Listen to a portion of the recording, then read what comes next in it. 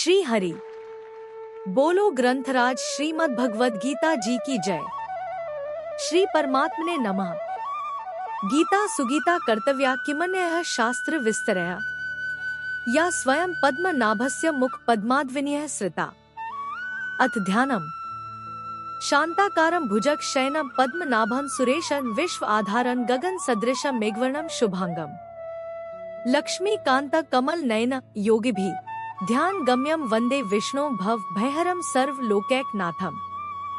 यम ब्रह्मा वरुणेन्द्र रुद्रमृतः स्तुन्वन्ति दिव्यैः स्तवैर्वेदैः सांग पद क्रमोपनिषदे गायन्ति यं सामगाः। ध्यान अवस्थित तद्गतेन मनसा पश्यन्ति य योगिनो यस्यान्तं न विदुः सुर असुरगणा देवाय तस्मै नमः। वसुदेव सुतं देव कंस चाणूर मर्दनम देवकी परमानंदम कृष्ण वंदे जगद्गुरुम। क्या आपने कभी सोचा है कि हम असल में कर्म कर रहे हैं या सिर्फ साधन बन रहे हैं? आज हम इसी गूढ़ रहस्य को जानने जा रहे हैं। कर्म का वास्तविक अर्थ क्या है?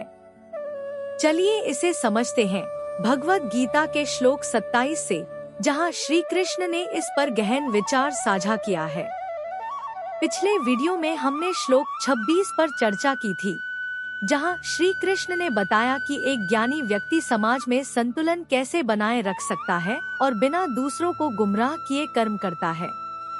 आज हम इस चर्चा को आगे बढ़ाएंगे और जानेंगे कि कर्म की प्रक्रिया में अहंकार की भूमिका क्या होती है।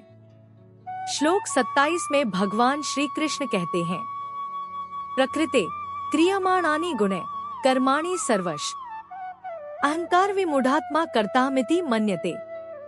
इसका अर्थ है कि प्रकृति के गुणों से सभी कर्म किए जाते हैं, परंतु जो अहंकार से भ्रमित होता है वह सोचता है कि मैं ही करता हूँ।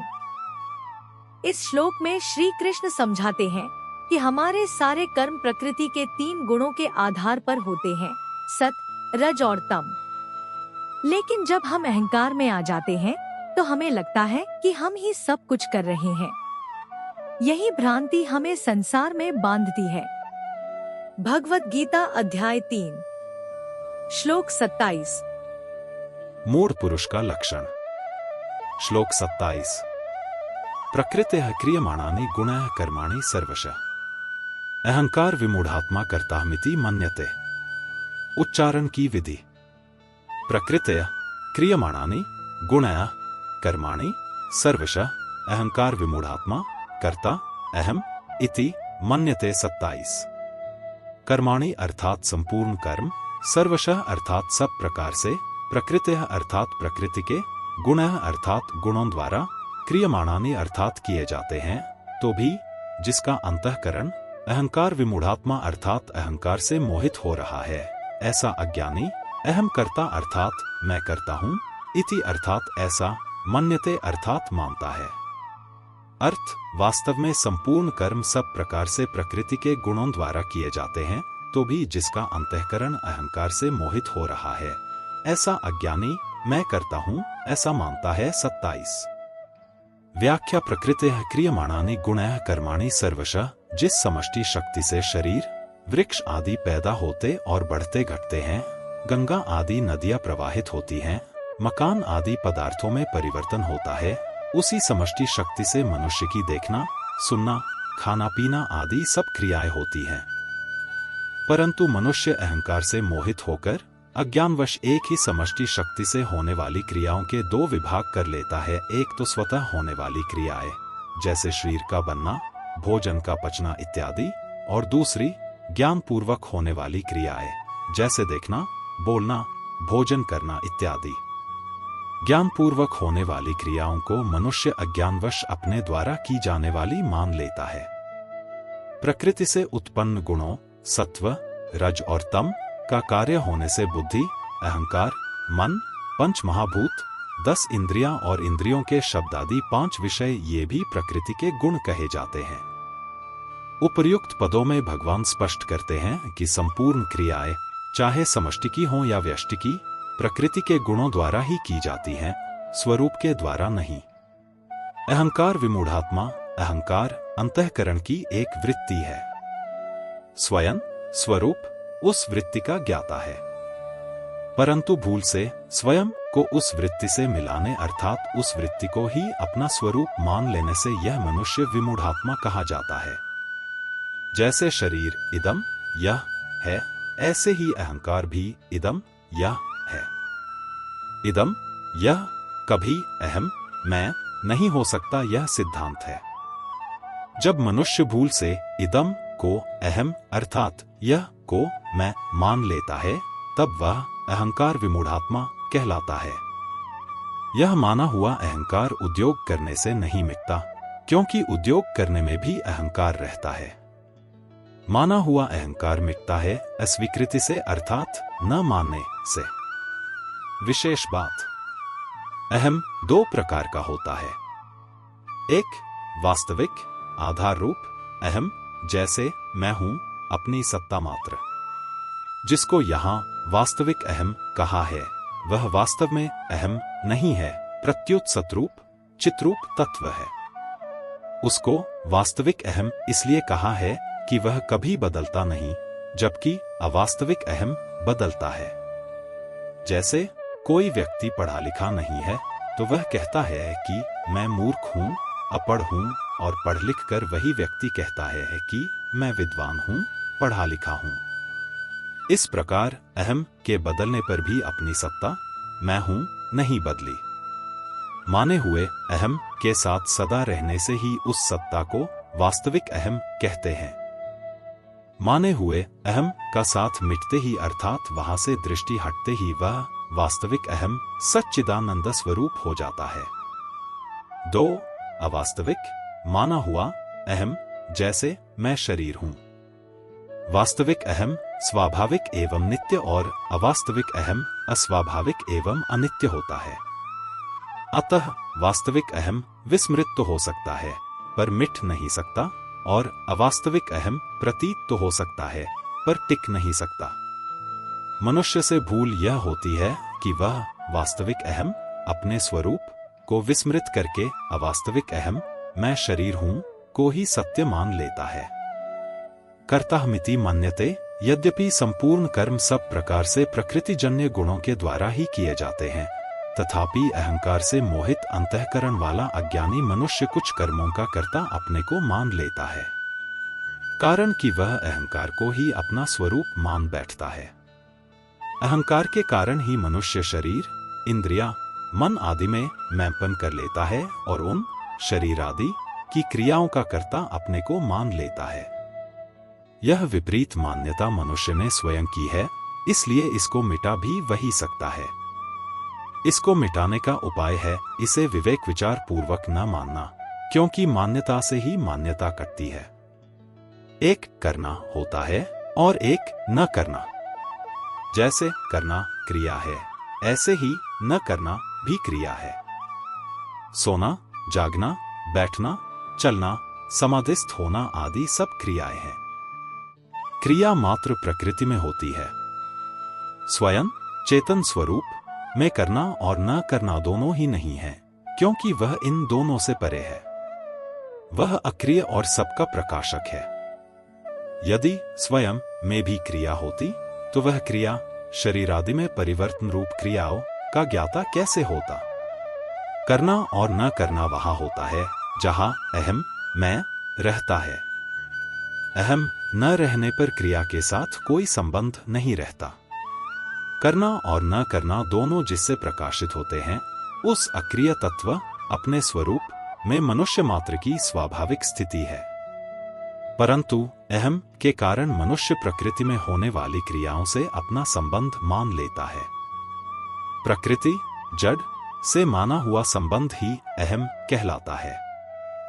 विशेष बात, जिस प्रकार समुद्र का ही अंश होने के कारण लहर और समुद्र में जातीय एकता है, अर्थात जिस जाति की लहर है उसी जाति का समुद्र है, उसी प्रकार संसार का ही अंश होने के कारण शरीर की संसार से जातीय एकता है। मनुष्य संसार को तो मैं नहीं मानता, पर भूल से शरीर को मैं मान लेता है। जिस प्रकार समुद्र के बिना लहर का अपना कोई स्वतंत्र अस्तित्व नहीं है, उसी प्रकार संसार के बिना शरीर का अपना कोई अस्तित्व नहीं है। परंतु अहंकार से मोहित अंतःकरण वाला मनुष्य जब शरीर को मैं अपना स्वरूप मान लेता है, तब उसमें अनेक प्रकार की कामनाएं उत्पन्न होने लगती हैं, जैसे मुझे स्त्री, पुत्र, धन आदि पदार्थ मिल जाए, लोग मुझे अच्छा समझें, मेरा आदर सम्मान करें, मेरे अनुकूल चले इत्यादि। उसका इस ओर ध्यान ही नहीं जाता कि शरीर को अपना स्वरूप मानकर मैं पहले से ही बंधा बैठा हूं, अब कामनाएं करके और बंधन बढ़ा रहा हूं, अपने को और विपत्ति में डाल रहा हूं।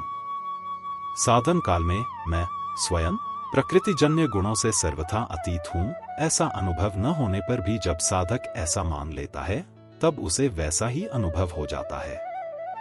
इस प्रकार जैसे वह गलत मान्यता करके बंधा था, ऐसे ही सही मान्यता करके मुक्त हो जाता है, क्योंकि मानी हुई बात न मानने से मिट जाती है, यह सिद्धांत है। इसी बात को भगवान ने 5वें अध्याय के 8वें श्लोक में नैव किंचित करुमीति युक्तो मन्यत तत्ववित् पदों में मन्यत पद से प्रकट किया है कि मैं करता हूँ। इस अवास्तविक मान्यता को मिटाने के लिए मैं कुछ भी नहीं करता, ऐसी वास्तविक मान्यता करनी होगी। मैं शरीर हूँ, मैं करता हूँ आदि असत्य मान्यताएं भी इतनी दृढ़ हो जाती हैं कि उन्हें छोड़ना कठिन मालूम देता है। फिर मैं शरीर नहीं हूँ, मैं अकर्ता हूँ आदि सत्य मान्यताएं दृढ़ कैसे नहीं होंगी, और एक बार दृढ़ हो जाने पर फिर कैसे छूटेंगी। परिशिष्ट भाव संपूर्ण क्रियाएं जड़ विभाग में ही होती हैं। चेतन विभाग में कभी किंचन मात्र भी कोई क्रिया नहीं होती। अहंकार से अंतःकरण मोहित होने के कारण अज्ञानी मनुष्य मैं करता हूं ऐसा मान लेता है। अहंकार से अंतःकरण मोहित होने का तात्पर्य है अपरा प्रकृति के अंश अहम के साथ अपना संबंध मान लेना, अर्थात अहम को अपना स्वरूप मान लेना कि यही मैं हूं। इसी को तादात्म्य कहते हैं।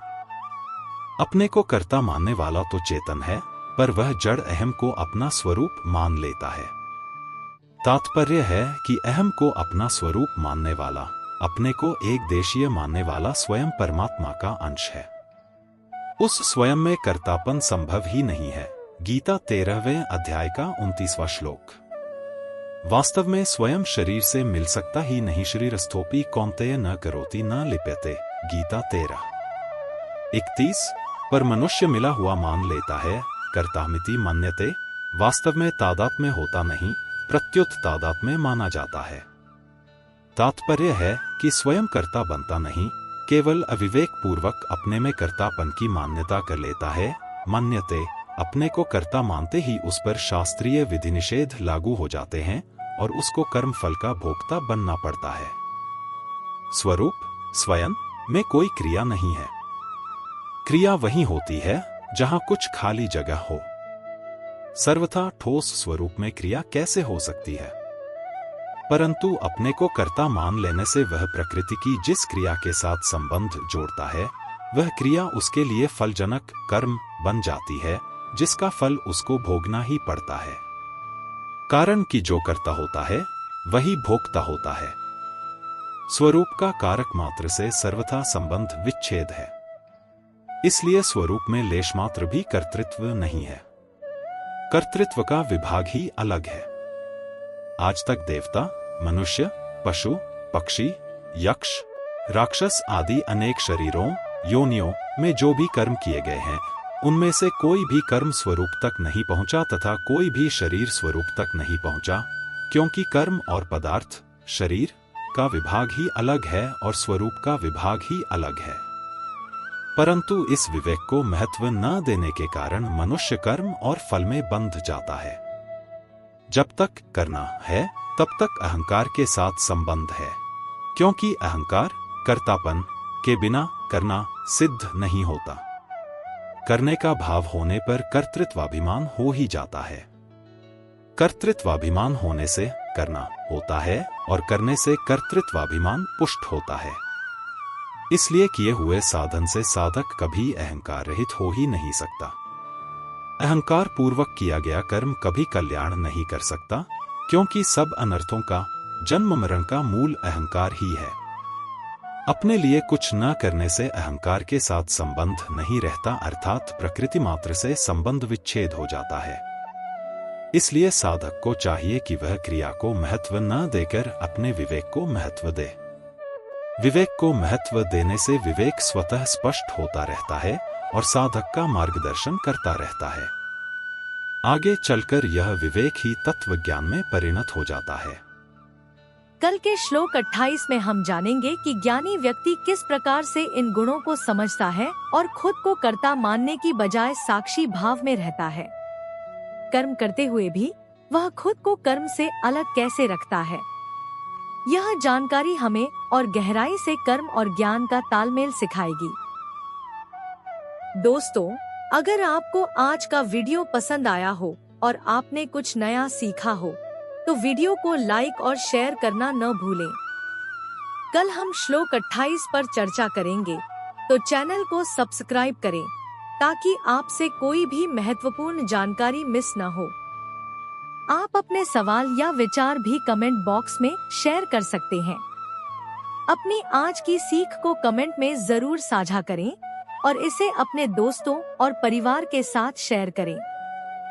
अगर आपके कमेंट पर 9 लाइक्स मिलते हैं तो आपको 2 महीने का YouTube प्रीमियम सब्सक्रिप्शन पाने का मौका मिलेगा। तो जल्दी से शेयर करें और इस अनोखे ऑफर का फायदा उठाएं। कल मिलते हैं नए श्लोक की व्याख्या के साथ। तब तक कीप लर्निंग, कीप ग्रोइंग।